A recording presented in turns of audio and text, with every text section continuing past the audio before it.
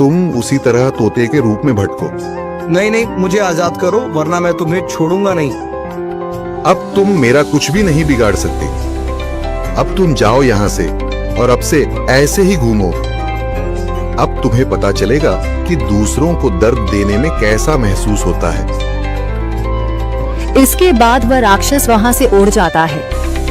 मरचू और उसकी पत्नी सीता दोनों खुश हो जाते हैं। मरचू पहले की तरह काम करने लगता है। वह और उसकी पत्नी दोनों खुशी खुशी जिंदगी गुजारने लगते हैं।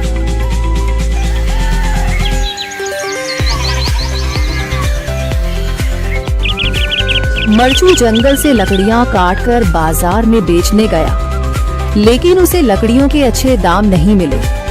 इस पर मरचू ने कहा, अरे भैया, इतने कम पैसे? इन पैसों में तो 2 वक्त का खाना भी नहीं मिलेगा।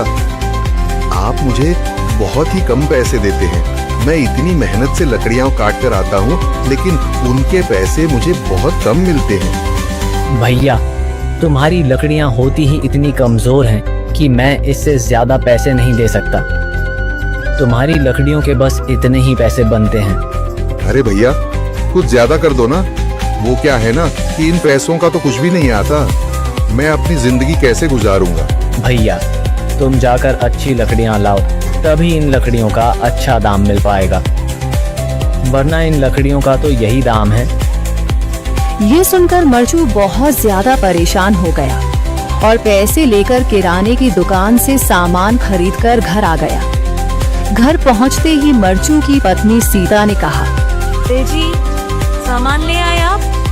हाँ जी, सामान ले आया हूँ।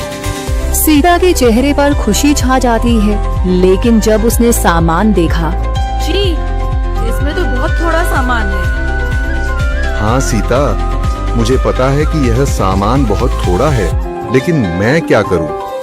मेरे पास जितने पैसे थे, मैं उतने का ही सामान लेकर आ गया हूँ।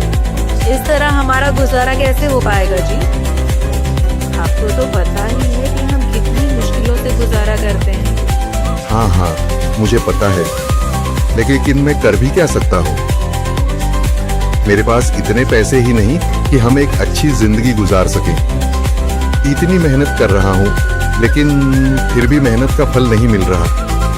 इतनी मेहनत से अच्छी लकड़ी काट कर आता हूँ, लेकिन मुनासिब दाम नहीं मिलता। मैं तो बहुत परेशान हूँ। क्या करूँ? कहाँ जाऊँ? अरे जी, आप परेशान न हो, आप कोई और काम देख लें। मैंने कई बार काम तलाशने की कोशिश की, पर किसी ने भी मुझे काम नहीं दिया। ये सुनकर सीता भी काफी ज्यादा परेशान हो गई। मरचू से सीता की परेशानी नहीं देखी गई। उसने अपनी पत्नी सीता से कहा, मैं फिर से जंगल की ओर जा रहा हूँ। अरे जी, अभी मत जाइए ना, वैसे भी शाम हो रही है। आप कल चले जाइएगा, अभी मत जाइए। ठीक है, अगर तुम रोक रही हो तो मैं नहीं जाता। मैं कल चला जाऊंगा। इसके बाद मरचू गांव में घूमने के लिए चला गया। तभी उसे एक आदमी मिला और उसने कहा, कहाँ जा रहे हो भैया? और सुनाओ, क्या हाल चाल है?